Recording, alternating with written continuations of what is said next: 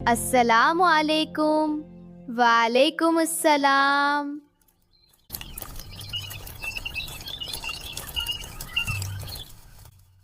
غلام رسول بھائی، آج ہم کیا سیکھیں گے؟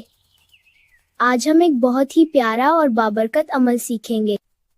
آج ہم درود پاک کی فضیلت کے بارے میں جانیں گے. آؤ سب مل کر درود پاک پڑھتے ہیں.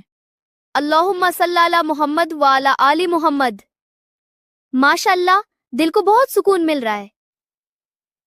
مجھے کل کے ٹیسٹ کا بہت ڈر لگ رہا ہے. فکر نہ کرو، زیادہ سے زیادہ درود پاک پڑھو.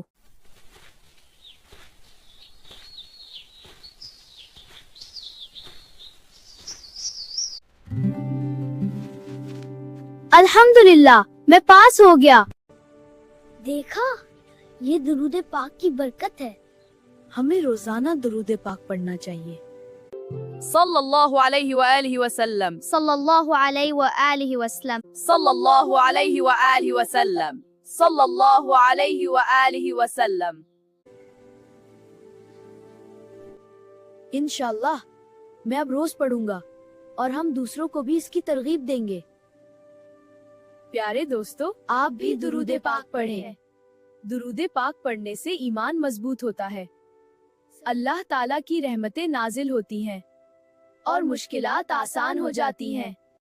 بچوں، اپنے ہر کام سے پہلے اور بعد میں درود شریف پڑھنے کی عادت بنائیں، یہی کامیابی کا راستہ ہے.